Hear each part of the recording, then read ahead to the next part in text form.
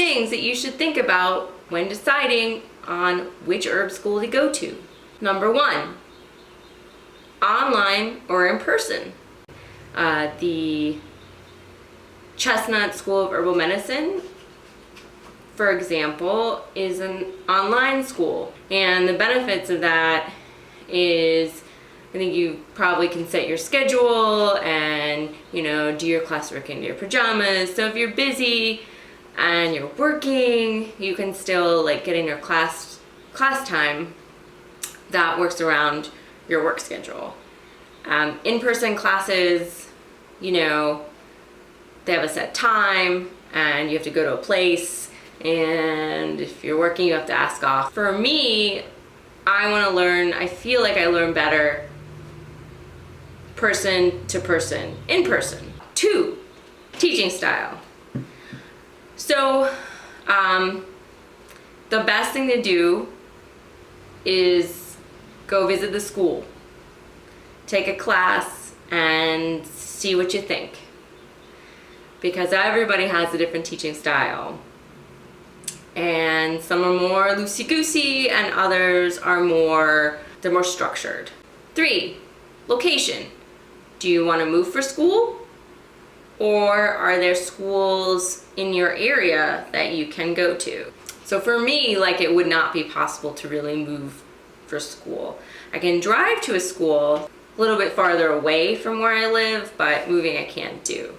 I was just visiting a class at the Blue Ridge School of Herbal Medicine in Asheville, and most of the students had moved to go to the school, which was interesting. You're just uprooting your whole life and you're going to school. So not only do you need money for the tuition, but you may need money for finding a place to stay, and if you're not working, or then you would have to find a new job. So a lot of things to think about.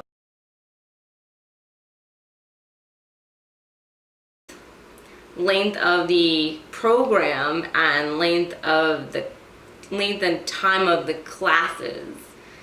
Some programs are a few months, some programs are 6 months, some programs are 2 years, some programs are every weekend for a full weekend, some programs are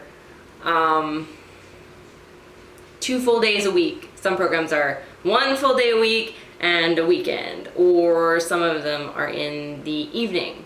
So it really varies. It's something you really need to look at. And a secret thing in there also is look at the amount of hours. Like, usually they'll say you get this many hours of study. So really just look at them. All of the programs really vary from school to school. The last thing, the 5th thing, is money.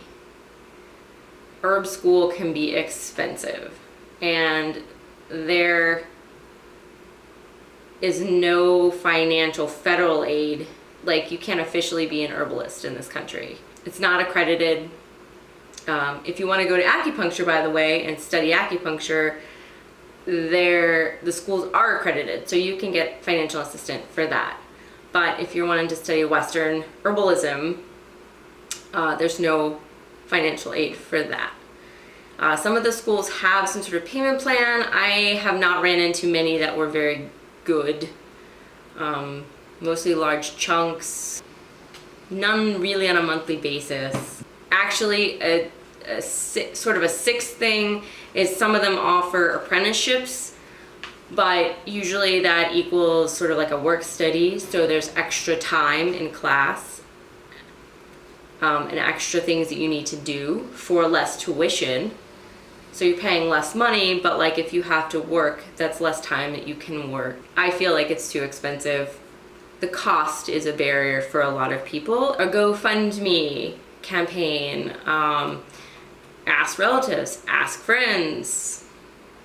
There are also, at least in Asheville, a lot of tiny schools, like tiny classes you can take.